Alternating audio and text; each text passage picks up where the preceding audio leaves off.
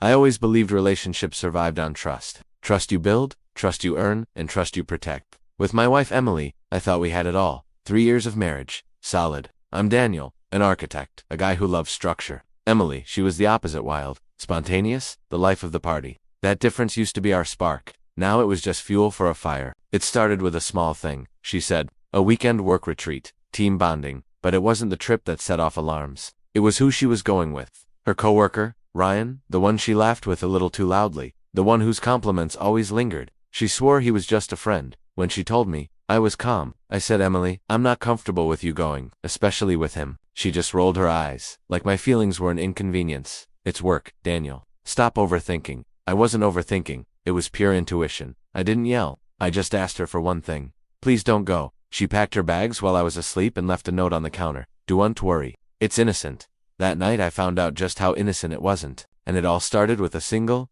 unexpected message.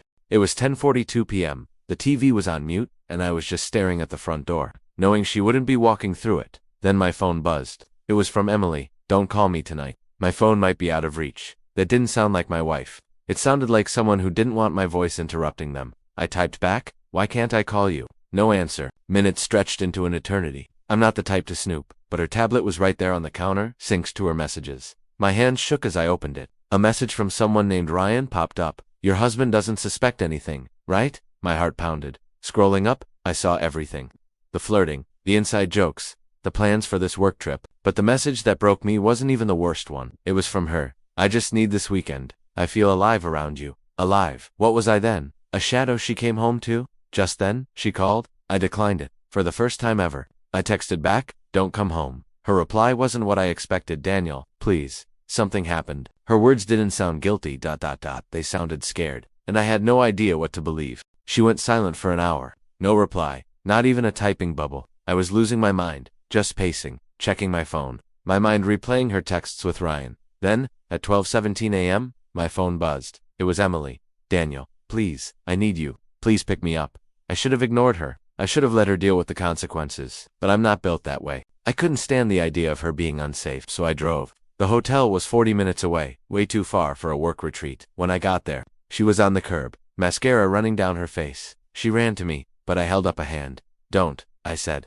My voice was colder than I expected. Where's Ryan? She swallowed hard. He's in the room. I left. Her hands were shaking as she explained that when he tried to kiss her, she panicked and realized her mistake. But then she whispered something that changed everything. He wouldn't let me leave at first. She showed me the bruise on her arm. In that instant, all my anger vanished. Yes, she betrayed me. But he had hurt her. She wasn't just a cheater anymore. She was a scared person who needed help. I pulled her into a hug. You're safe now, I said softly, because safety is not something you weaponize.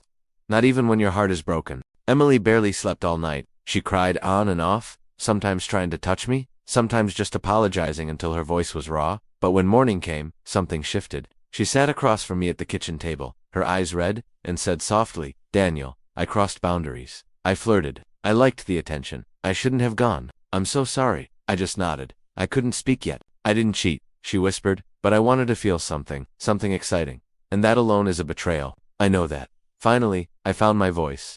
You ignored the one boundary I asked for, not because you didn't understand, but because you didn't care. Her tears started falling again. I ruined us, didn't I? And for the first time, I was completely honest. You ruined the version of us that existed before last night. That version is dead. We talked for hours about boundaries, fear, and insecurity. It was painful, but it was real. And real is so much better than the illusion we were living in. 3 weeks later, we started couples therapy. She cut off all contact with Ryan, transferred departments, and blocked him everywhere. And she apologized not performatively, not in tears, but with consistent change. Rebuilding trust isn't romantic. It isn't poetic. It's a daily grind.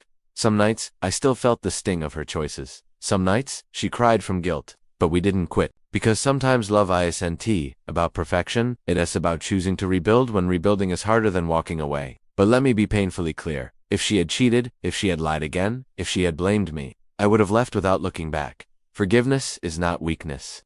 Boundaries are not optional. Respect is not negotiable. If you've ever had your boundaries ignored or your trust broken, remember this. You deserve a love that listens the first time, not the 10th.